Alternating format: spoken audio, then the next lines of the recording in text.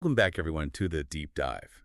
Today we're going to dive into something that's really fascinating to me, data storytelling, and how we can take data and reveal some hidden patterns and maybe even challenge a few assumptions we have.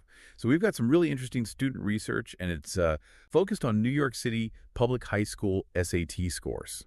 Oh yeah, those scores are always like a hot topic when you're talking about education. But, the cool thing about data storytelling is it lets you like go deeper past the numbers and ask those why questions. What's the story those scores are actually telling us? Exactly. We've actually got a couple sources for this deep dive. The first one is a research paper, and it's by students who actually went through the NYC public school system themselves. So they were really, curious about these SAT scores and what they could tell us about all the different schools across the city. That's awesome. And I really like how they didn't just stop at, calculating those averages and ranking the schools. They actually wanted to connect the scores to things like, different school environments, socioeconomic factors, which, really adds a whole new dimension to the whole story. Yeah, for sure. So their main research question that they started with was, what are the best NYC public high schools based on SAT scores? But they were really interested in the why behind those scores, like what are the factors that might be influencing them? Yeah, that's like such a key part of data storytelling, not just presenting the data, but, really digging into the potential reasons, the why Yeah. behind the patterns that we see. Right. So they took this data set, it's 2024 SAT scores for NYC public high schools, and it's broken down by, the math, reading, and writing sections with some demographic information in there as well. Yeah. And they used a lot of cool analytical techniques to visualize those trends and patterns. It's almost like you're giving yourself a magnifying glass, right?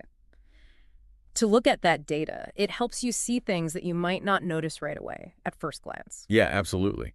So one of the very first things they noticed was that, while scores across math, reading, and writing, Mhm. those were pretty similar, but the average writing scores had a cluster of outliers that were noticeably lower. Mm. Yeah, that outlier cluster, that's a really interesting point. It makes you wonder if there's something specific, about those schools, like maybe their teaching methods or maybe even the student demographics. Like, could that be influencing those lower scores? It's like a little clue we could investigate further. What are your first thoughts on that? Well, I mean, I immediately start thinking, like, what types of schools are we seeing those lower writing scores in? Are these schools maybe with less resources, or maybe schools that have a particular focus that just doesn't emphasize writing as much as some other schools? Yeah, those are great questions. And it really shows how data storytelling can get us thinking critically and asking those really good questions. Right. And speaking of questions, their analysis got even more interesting when they looked at the overall distribution of the data. Hmm. And they found that it didn't quite follow that normal distribution, Hmm. which, for anyone who's not a statistician, that's basically that bell curve shape we often expect to see with data. Yeah, just as a quick reminder for everyone, that normal distribution, it's that bell curve shape we often see in data. Most values cluster around the average. Mm. The fact that this SAT data doesn't fit that pattern, it kind of suggests something a little unusual might be going on. Like if you're doing a puzzle and you find a piece that doesn't fit, you want to know why. Yeah, it definitely makes you wonder if there are other factors maybe that are influencing those scores beyond just individual student ability. Right. And that's where I think the student's decision to look at those external factors becomes so valuable. They found some research suggesting that wealthier schools, they often have those higher average SAT scores, but they also potentially have higher rates of disciplinary issues, maybe due to that pressure to perform. Oh, interesting. So it's not just a straightforward, more resources, higher scores. There could be this whole other layer of like social and emotional dynamics affecting those scores. Right, exactly. And data storytelling helps us to kind of connect those dots and see that bigger picture. It's not about finding like a single right answer. It's more about understanding just how complex the whole situation is and then asking those thought-provoking questions. Yeah, for sure. The example that they gave about Bronx Science really stuck with me. It's this highly competitive school, Mhm. and it's known for, rigorous academics Mm. and a really strong track record with those high SAT scores. But you also hear these stories about students experiencing so much stress and pressure. Yeah, it really makes you think, does that pressure, like, does it contribute to those high scores or is it actually maybe hindering the students in some way? That's a really interesting question we could explore more using data. For sure. It reminds me of what we were talking about earlier, how data storytelling, it's not just about the numbers themselves, but it's about all that context around those numbers. The story those SAT scores are telling, that can actually change depending on what other factors we're looking at. Absolutely. You hit the nail on the head there. Data is never really neutral. It's always shaped by how it's collected, Hmm. by the questions that we ask about it, and just the context where we're viewing it. And good data storytellers, they understand that. And they use it to tell like a more complete and nuanced story. That's a good point. Speaking of different ways to approach data storytelling, our second source for today, it's another student project, and this one focuses on data visualization.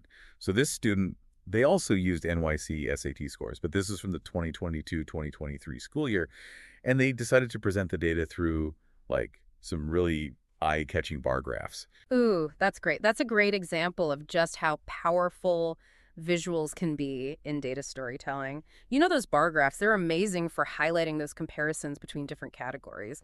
So you can really easily see those differences in SAT scores between different schools, like right away. Yeah, it's like you're taking a snapshot of all that data and you're focusing on those most striking points of comparison. And by narrowing the data down to like specific schools, this student could tell a more targeted story, highlighting individual school performance rather than just like citywide trends. Exactly. Different visual approaches, they serve different purposes in data storytelling. You know, if you want to show like broad trends, a scatter plot, or a line graph, that might be the best way to go. But if you want to highlight specific comparisons, those bar graphs, pie charts, or even like infographics, those can be super effective. It really all comes back to knowing your audience and what you want to communicate to them, like that first student project we looked at. With all that, like deep statistical analysis, it's really great for uncovering those hidden patterns and asking those complex questions. But this second project, with all the emphasis on those clear visuals, it's really good for communicating those findings to a much wider audience, in a way that's easy to understand and it makes an impact. Yeah, it's all about choosing the right tool for the job. Both of these projects, they just really showcase how versatile data storytelling can be and its potential to shed light on complex issues, in a way that's both informative and engaging. Yeah, and they've done such a good job of uncovering the stories that are hidden within those SAT scores. And it makes me wonder, what kind of data do we all encounter in our own lives that might be hiding fascinating stories just waiting to be told? Yeah, it's really inspiring, to see how these students took something like data, it's often seen as like dry or maybe intimidating and turned it into something so interesting. And it really makes you realize that data storytelling, it's not just for like experts, it's something that anyone can learn and use. Absolutely. And they gave us some great examples of different tools and techniques that we can all use, whether it's like digging into those statistical patterns, creating really eye-catching visuals, or, even just connecting that data back to the real world, like its context. There's just so much that we can do to make data more meaningful. What really stood out to me was just their curiosity, how it led them to ask some really, really insightful questions. They weren't just satisfied with, just reporting those numbers. They really wanted to understand the why behind them. Right. And that's really where the power of data storytelling comes in. It's not just about presenting facts, it's about using data to get those conversations going, to challenge those assumptions, and maybe even inspire some action. It makes you think about all the data that we encounter every single day. I mean, from news articles to social media, even our own personal finances, like tracking our health. There are stories hidden in all of that data, just waiting to be discovered. Think about it this way. Data is like all these raw ingredients, and it's up to us as data storytellers to take those ingredients and make something delicious, something insightful out of them.